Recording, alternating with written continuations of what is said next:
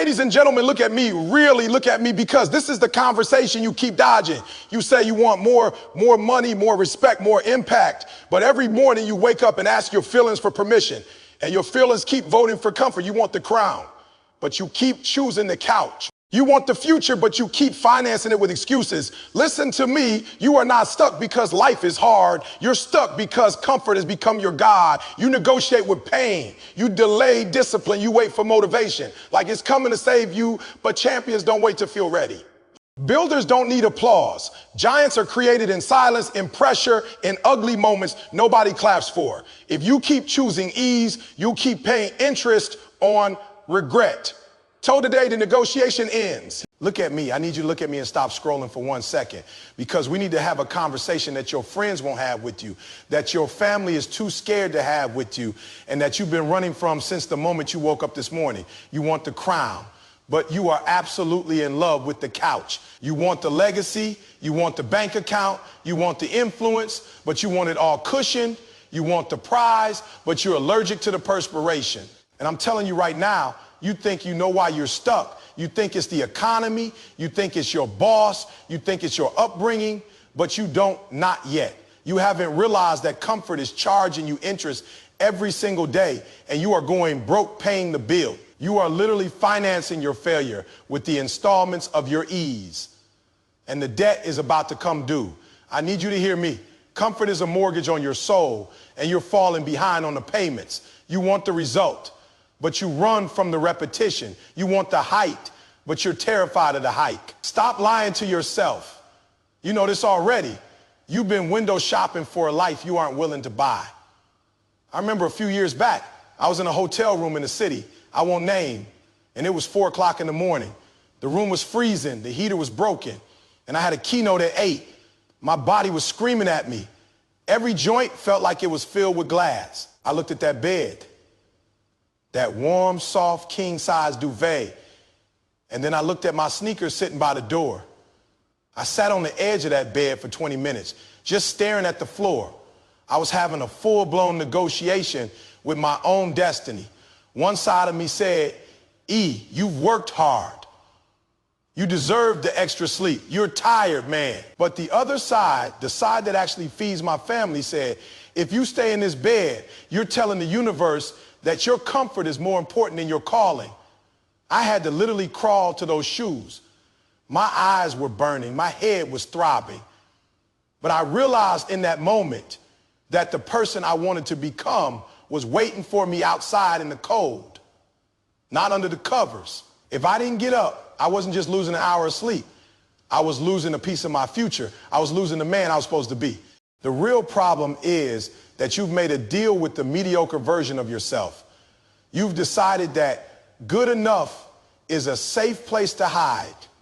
You wake up and you check the temperature of the room before you check the temperature of your ambition. You're waiting for the perfect time to launch, the right mood to grind, the ideal circumstance to give 100%.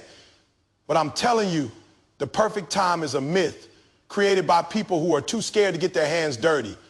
You're the reason your dream is delayed. You, not the world. You are the bottleneck. You are the one putting a ceiling on your own success because you refuse to walk through the fire of inconvenience. You want the harvest, but you hate the dirt. You want the trophy, but you hate the training. You are trying to negotiate the price of greatness down to something you can afford without hurting. But greatness doesn't go on sale. It's full price every single day, paid in advance. There is a psychological mechanism happening in your brain called hedonic adaptation. Your brain is a survival machine, not a success machine. Its only job is to keep you safe, keep you fed, and keep you comfortable. Every time you choose the couch over the gym or the Netflix show over the business plan, your brain releases a hit of dopamine that tells you, good job, you survived another day without any stress. You are literally training your nervous system to stay small. You are conditioning your mind to see discomfort as a threat instead of a signal for growth. When you stay in that comfort zone, you aren't being kind to yourself. You are suffocating your potential. You are telling your spirit that you aren't strong enough to handle the pressure. So you stay in the shallow end where it's warm, but nothing grows in the shallow end. Everything beautiful Everything powerful, everything that lasts is out in the deep where the water is cold and the pressure is high. I'm giving you a tool right now that you have to use the second this video ends. I call it the 60-second ugly start. Most of you fail because you think about the whole mountain. You look at the whole project, the whole workout, the whole year, and you get overwhelmed. So you retreat to what's easy. From now on, the moment you feel that pull toward comfort, I want you to spend the first 60 seconds on the ugliest, most difficult, most painful part of that task first. No warm up, no mental preparation, no let me get a coffee first. You dive straight into the teeth of the beast for 1 minute. If you're writing a book, write the hardest scene first. If you're working out, start with the exercise you hate the most. If you have to make sales calls, call the toughest prospect first. Don't think. Don't analyze, just execute for 60 seconds. Picture this. You're sitting at your desk tomorrow morning. It's raining outside. You're tired. You've got a mountain of work and your brain is already whispering. Just check your phone for 10 minutes. It won't hurt. In that exact moment, you catch yourself. You feel the convenience tax trying to pull from your account. Instead of giving in, you open that laptop and you start on the most complex spreadsheet, the hardest paragraph, or the most stressful email. You don't even take off your coat. You just go to war for 60 seconds and something happens in your brain. The friction disappears. The fear evaporates. You realize that the pain was just a shadow. And once you stepped into it, the shadow vanished. You're no longer a victim of your environment. You're the master of it. You look at that clock and you realize you've been working for 20 minutes and you haven't even thought about your phone. That's how you win. You win in the small, ugly moments that nobody else sees. When you start doing this, your identity begins to shift. You stop being a consumer of comfort and you become a builder of legacies. You become the person who doesn't need the sun to shine to get out of bed. You become the person who views sweat as the only currency that doesn't devalue. You start walking differently. You start talking differently. People look at you and they can see that you've been in the dark, you've been in the cold, and you didn't break. You become someone who isn't shaken by the world because you've already conquered the war inside your own head. You stop asking, is it easy?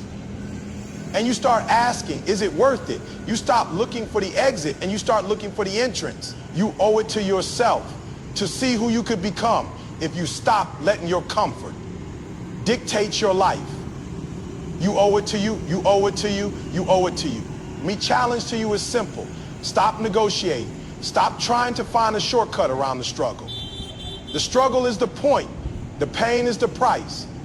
If it was easy, everyone would have it. But it's not easy and you aren't everyone. I want you to go out there today and find the one thing you've been avoiding because it's too much trouble or too hard or not the right time.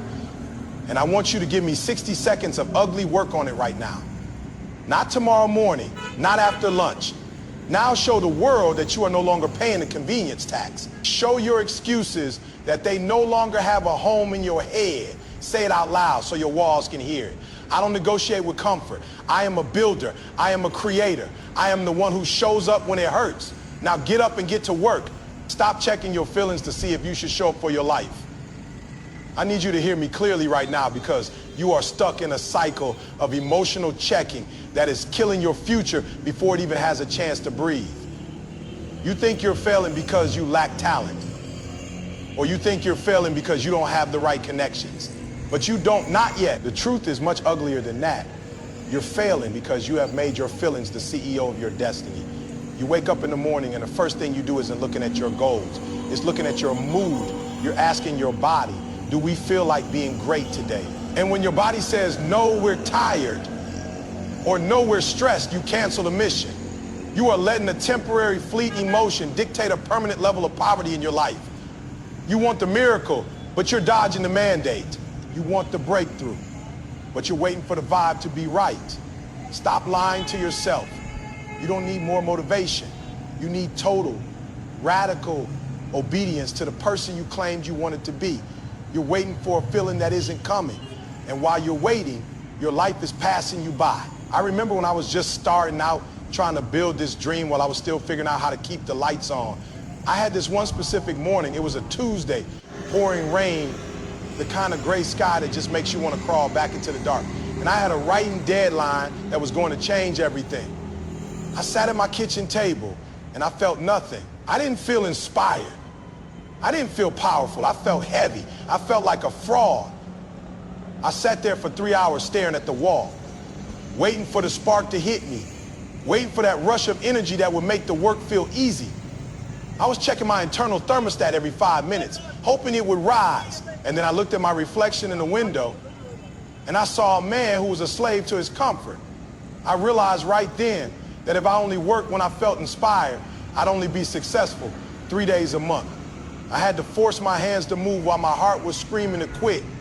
I had to learn that the work doesn't care how you feel. The paper doesn't care if you are sad. The pavement doesn't care if you are tired.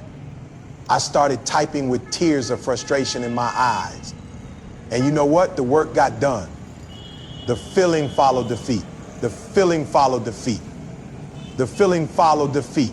The real problem is that you have become a professional, emotional negotiator. You've got a PhD in talking yourself out of the very things you said you wanted when you were at the mountaintop. You're the reason your dream is delayed because you treat your goals like a suggestion rather than a requirement. You don't feel like brushing your teeth in the morning, but you do it anyway because the alternative is rot. You don't feel like paying your taxes, but you do it because the alternative is prison. So why is it that when it comes to your purpose, when it comes to your family's future, when it comes to your health, you think you need a permission slip from your emotions? You're allergic to the discipline required to get there. You want the fruit, but you're scared of the friction. You're letting a 3-minute mood destroy a 30-year vision. You are acting like a child who only cleans their room when they're in a good mood. But I'm telling you, the world doesn't pay children. It pays adults who show up and deliver, regardless of the weather inside their heads. Psychologically, you are stuck in a trap called emotional reasoning. Your brain is lying to you, telling you that because you feel overwhelmed, the task must actually be impossible. You've convinced yourself that your fatigue is a factual representation of your capacity. But science tells us that your feelings are just chemical signals designed to keep you safe and stagnant. When you start to push, your brain releases stress hormones to get you to stop. And you mistake that biological resistance for a sign that you should quit. You're waiting for motivation. But motivation is a fair weather friend. What you need is operational autonomy, the psychological ability to disconnect your actions from your internal state. You need to build a firewall between how you feel and what you do. If you don't learn how to govern your emotions will govern your bank account, your relationships, and your legacy. I'm giving you a tool right now that is going to break the back of that resistance. It's called the 45-minute lockdown. For most of you, the thought of a too-hard grind is what triggers the emotional exit. So here's the rule. Pick one task that you've been avoiding because you don't feel like it. Set a timer for 45 minutes. During those 45 minutes, you have only two options.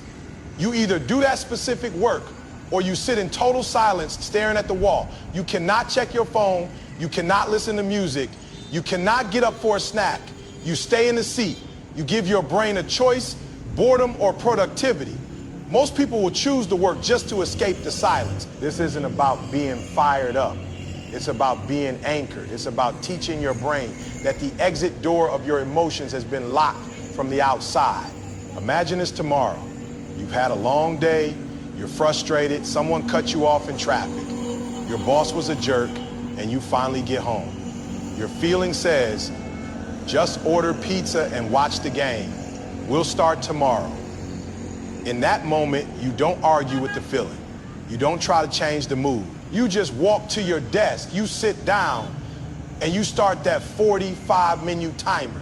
You feel the weight in your chest. You feel the itch to check Instagram. You feel the exhaustion in your eyes. And you do it anyway. You type that first sentence while you're still annoyed. You make that first call while you're still tired. You look at that timer and you realize you have 30 minutes left, and suddenly the annoyance fades, the work starts to flow. You realize that you didn't need to feel good to be great. You realize that you are the captain of this ship and the storm outside doesn't get to steer.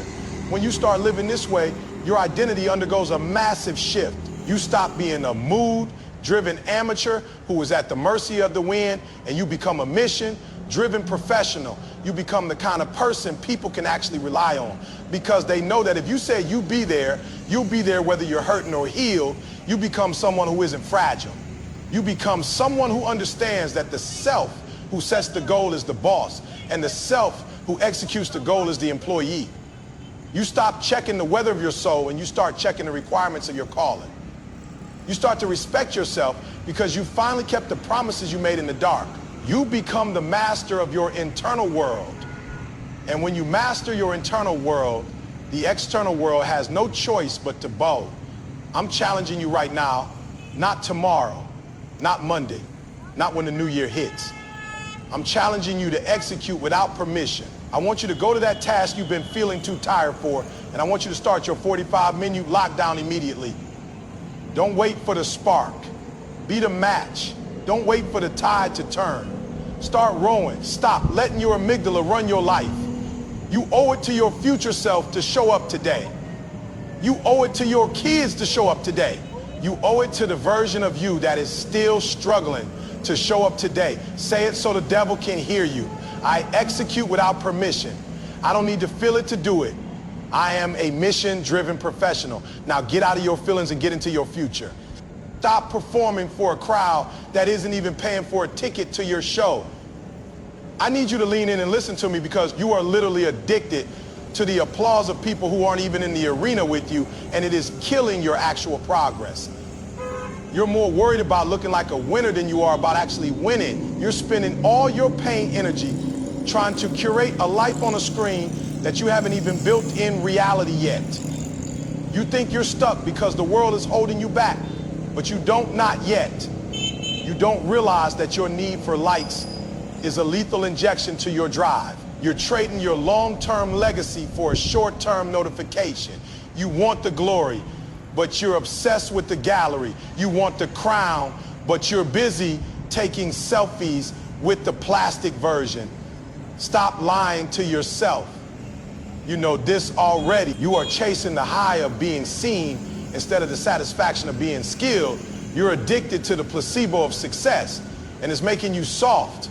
You're performing for the public while you're failing in the private. I remember when I first started getting a little bit of noise, a little bit of traction in the game. I was sitting in a parking lot after a small speaking gig, and I had just posted a clip of the crowd cheering. I sat there for 45 minutes, refreshing my phone every 30 seconds, watching the heart icons pop up. I was literally vibrating from the digital validation. And then it hit me like a ton of bricks. I was still sitting in a beat-up car.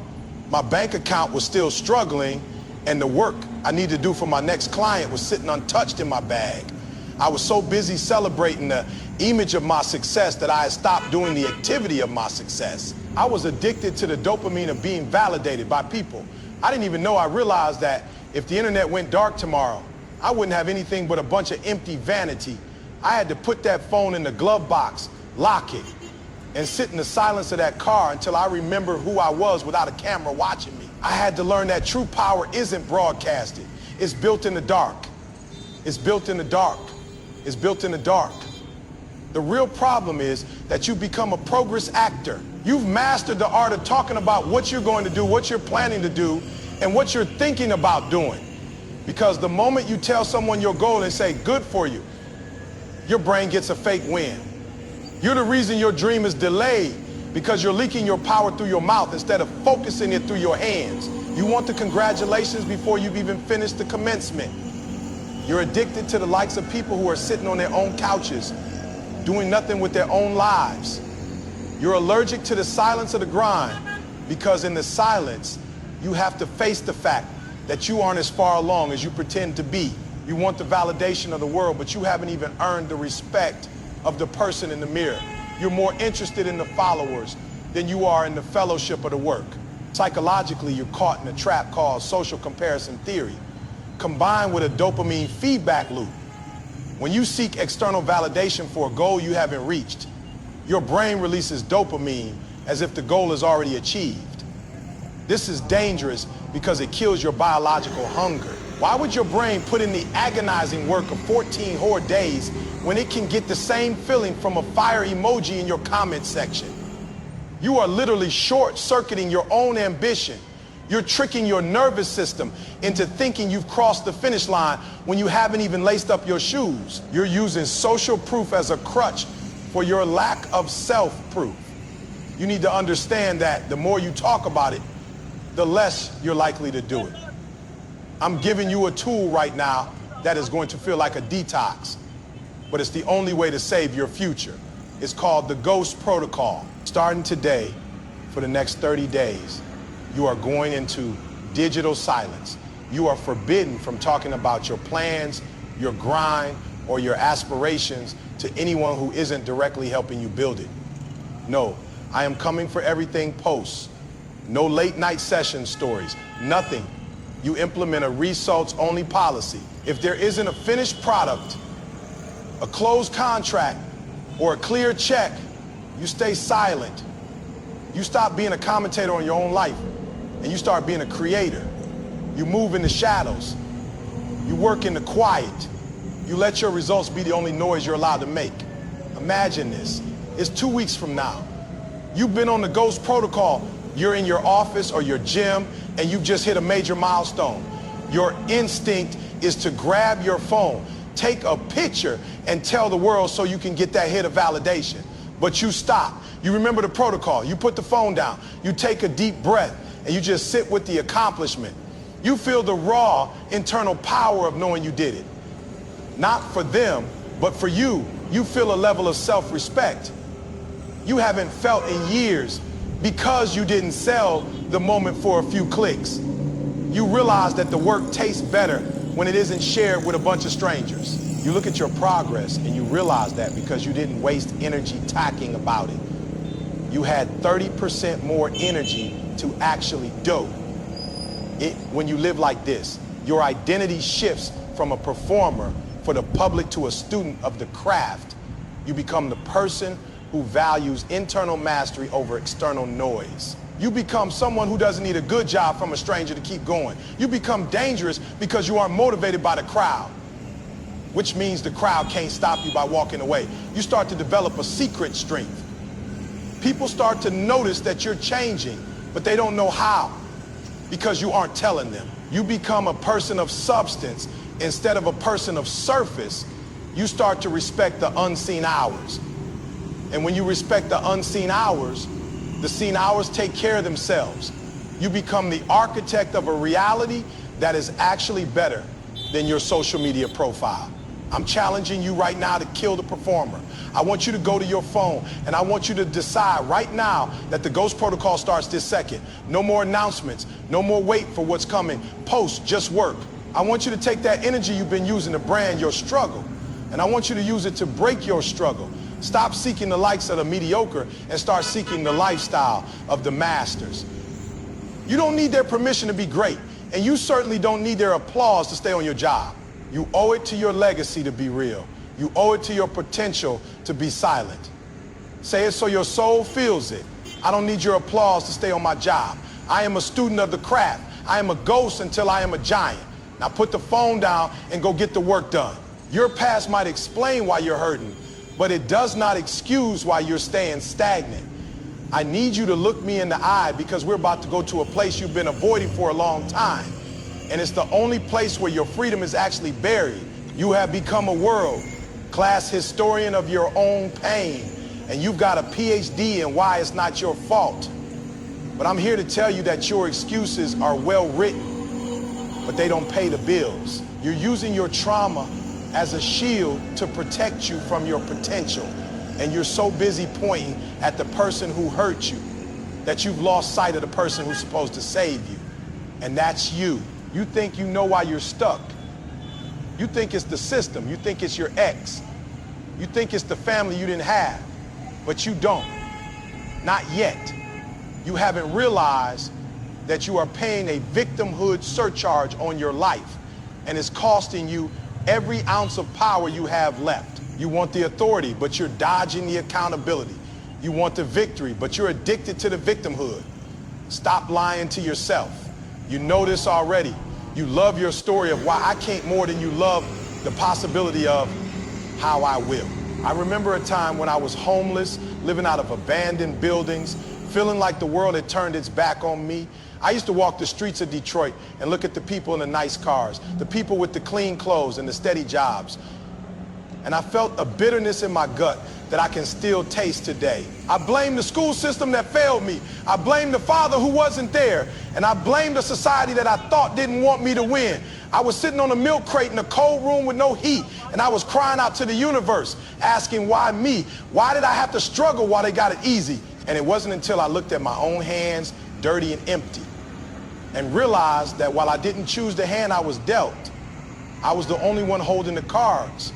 I realized that as long as I blamed them, they had the power. If it was their fault I was down, then it had to be their choice to get me up. And they weren't coming. I had to stop waiting for an apology from life and start writing my own script. I had to own the dirt before I could own the dream. I had to own the dirt. I had to own the dirt. I had to own the dirt. The real problem is that you have mistaken blame for power. You think that by naming your enemies, you're somehow winning, but all you're doing is handing them the keys to your kingdom. Who are you blaming right now? Name them. Now name what you control today. You're the reason your dream is delayed because you're waiting for the world to be fair before you decide to be fierce. You want an apology from a past that is already dead and gone. You're allergic to the responsibility required to get there because responsibility means you can no longer complain. You want the outcome, but you run from the ownership. You're waiting for a rescue mission that isn't on the calendar. Stop waiting for the people who broke you to come back and fix you. They don't have the tools and they don't have the heart. You are the only one who can walk yourself out of that cage, but you're too busy polishing the bars and telling everyone how much they hurt. Psychologically, you are trapped in what we call an external locus of control. Your brain has been conditioned to believe that your life is a series of events happening to you rather than a series of choices being made by you. This is a survival mechanism that protects your ego from the pain of failure. But it also prevents you from the joy of achievement. When you shift to an internal locus of control, you trigger the winner's effect, a biological feedback loop where every small act of ownership increases your confidence in your capacity for the next battle. By taking 100% responsibility for things that weren't even your fault, you reclaim the energy you've been wasting on resentment. You move from a state of reaction to a state of creation. You stop being a passenger in your own tragedy and you become the pilot of your own triumph. I'm giving you a tool right now that is going to be the hardest thing you've ever done, but it's the only way to get your life back. It's called the immediate ownership audit. I want you to take the 3 biggest obstacles in your life right now, the things that keep you up at night, the things you usually complain about, and I want you to write them down. Next to each one, I want you to write exactly how you are contributing to that problem. Not how your boss is, not how the economy is, but what you are doing or not doing. And then I want you to identify the very next move you can make. What's the next phone call? What's the next application? What's the next 30 minutes of work you can do right now to move the needle? No excuses, no buts, just the next move. Imagine this. You're standing in your kitchen tomorrow morning and that familiar feeling of being overwhelmed hits you. You start thinking about the debt or the relationship that failed or the job you hate. Your old self would start to blame real, thinking about who did you wrong. But your new self stops. You pull out that audit. You look at the debt and instead of blaming the bank, you say, I spent what I didn't have. And today I'm making one call to negotiate a payment plan. You look at the job and instead of blaming the boss, you say, I haven't updated my resume in a year and I'm spending 30 minutes on it right now. You feel the weight lift because suddenly you aren't waiting for the world to change. You are to change. You feel the power return to your hands. You look at the obstacle and you realize it isn't a wall, it's a weight, and you're getting stronger by lifting it. When you live like this, your identity undergoes a radical transformation. You stop being a victim of circumstance and you become the architect of opportunity. You become the person who can be dropped in the middle of a desert and still find a way to build an oasis.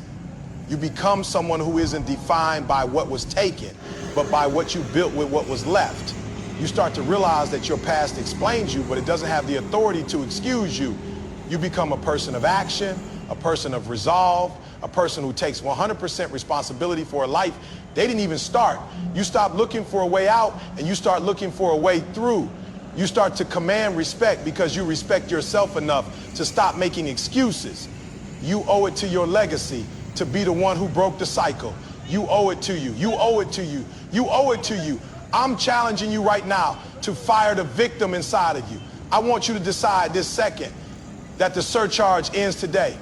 No more stories, no more blame. I want you to take that ownership audit and I want you to execute on your next move before you even put the pen down. Stop waiting for the apology and start working for the achievement. You are the solution to every problem you face. You are the captain, you are the king, you are the one who decides how this story ends. Say it so your future can hear you. I am the solution to every problem I face. I am the architect of my opportunity. I take 100% responsibility. Now get up, take ownership, and go get your life.